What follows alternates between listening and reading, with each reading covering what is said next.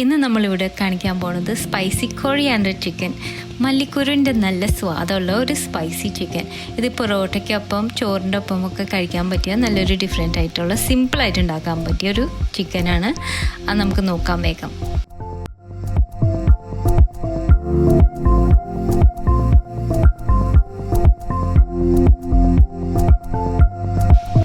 ഇതിനു വേണ്ടി 1 kilo chicken medium size pieces ആയിട്ട് കട്ട് ചെയ്തിട്ട് അത് നന്നായി കഴുകി വെച്ചിട്ടുണ്ട്. ഇതിലേക്ക് 1 ടീസ്പൂൺ ഉപ്പും 1/2 ടീസ്പൂൺ മഞ്ഞൾപ്പൊടിയും കൂടി ചേർത്തിട്ട് ഒന്ന് പറ്റി വെക്കാം. കുറച്ച് നേരം. കുറച്ച് ഉള്ളിയൊക്കെ നന്നാക്കാനുണ്ടേ, ഒരു സ്പൈസ് പേസ്റ്റ് ഉണ്ടാക്കും. അപ്പോൾ ഇതിനു വേണ്ടി 10 ചുവന്നുള്ളിയുടെ കൂടെ ഒരു 8 പിരിയമുളക്.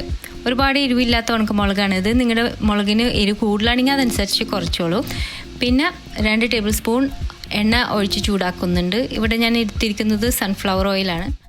എണ്ണ ചൂടായി വരുമ്പോൾ ഒരു നുള്ള് ഉലുവ ഇട്ടിട്ടൊന്ന് പൊട്ടിക്കാം.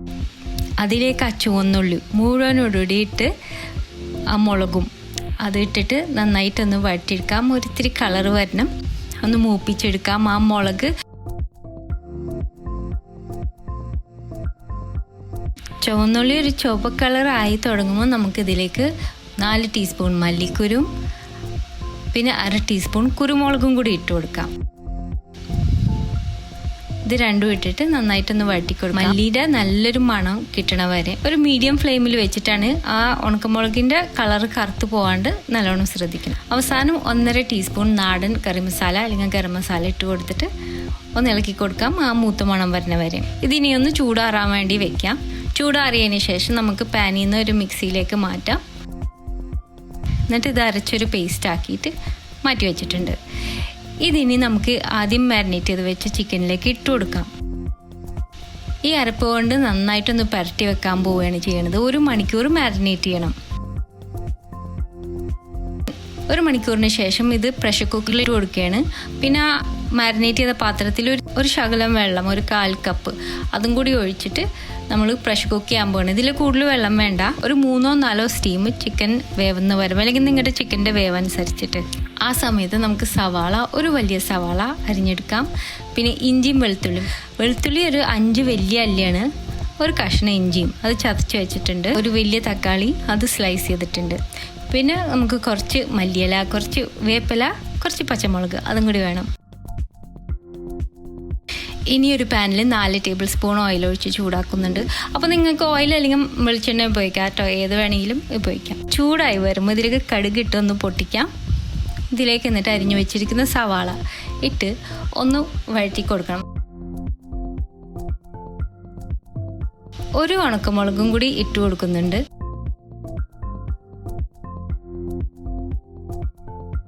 ഇതൊരു മീഡിയം ഫ്ലെയിമിൽ വെച്ച് പതുക്കനെ ഒരു ഗോൾഡൻ നിറമായി ഒന്ന് ക്രിസ്പായി വരണം. ഇളക്കിക്കൊണ്ടിരിക്കണം. കുറേ സമയം ഇളക്കാണ്ടിരുന്നാൽ സവാള അടിയിൽ കരിഞ്ഞു പോവും. അപ്പോൾ എങ്ങനെ ഇളക്കിക്കൊണ്ടിരിക്കും. നല്ലൊരു ഗോൾഡൻ ബ്രൗൺ കളറായി വരുമ്പോൾ ഇതിലേക്ക് ചതച്ച് വെച്ചിരിക്കുന്ന ഇഞ്ചിയും വെളുത്തുള്ളിയും കൂടി ഇട്ട് കൊടുക്കാം. ഇഞ്ചിയും വെളുത്തുള്ളിയുടെ ആ പച്ചമണം പോയി കഴിഞ്ഞാൽ അരിഞ്ഞു വെച്ചിരിക്കുന്ന തക്കാളിയും കൂടി ഇട്ട് കൊടുക്കാം. അതിൻ്റെ ഒപ്പം പച്ചമുളക് ടേസ്റ്റിനനുസരിച്ച്. അപ്പം ഇത് നന്നായിട്ടൊന്ന് വഴറ്റി ആ തക്കാളി ഒന്ന് ഉടഞ്ഞ് വരണ വരെ. ഇപ്പം ഇവിടെ ചിക്കൻ കുക്കായിട്ടുണ്ട്. തുറന്ന് നോക്കിയപ്പോൾ കുറച്ച് വെള്ളം ഉണ്ടാവും. ഇതിലൊരുപാട് കറി ഉണ്ടാവില്ല, ഒരു തിക്ക് ഗ്രേവിയാണ്. അപ്പോൾ ഒന്നും കൂടി ഇട്ട് അതിൽ വറ്റിക്കുകയാണ്.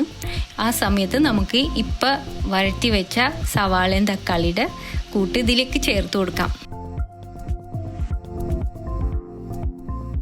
ചെറിയ മീഡിയം ഫ്ലെയിമിൽ വെച്ചിട്ട് ഇതൊന്ന് വറ്റി വരണം. കുറച്ചും കൂടി തിക്കാവണം ഇതിൻ്റെ ഗ്രേവി.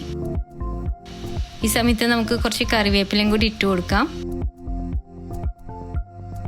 വറ്റാൻ വേണ്ടി വെക്കുന്ന സമയത്ത് നമുക്കൊരു ടീസ്പൂൺ പെരിഞ്ജീരകപ്പൊടി, വലിയ ജീരകത്തിൻ്റെ പൊടി അതും കൂടി ചേർത്ത് കൊടുക്കണം.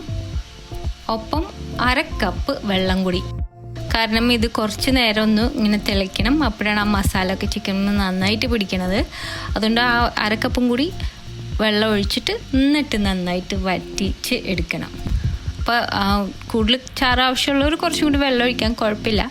എന്നാലും ഇതൊരു തിക്ക് ഗ്രേവിയാണ്. ഏറ്റവും അവസാനം കുറച്ച് മല്ലിയില, ഫ്രഷ് മല്ലിയില അതും കൂടി ചെയ്താൽ റെഡി. നമ്മുടെ സ്പൈസി കൊറിയാണ്ടർ ചിക്കൻ റെഡി ആയിട്ടുണ്ട്. ഒന്ന് ഉണ്ടാക്കി നോക്കിയാൽ ഉറപ്പായിട്ട് വിവരം അറിയിക്കണം. അടുത്ത പ്രാവശ്യം നല്ലൊരു റെസിപ്പി ആയിട്ട് വരാം. Thank you.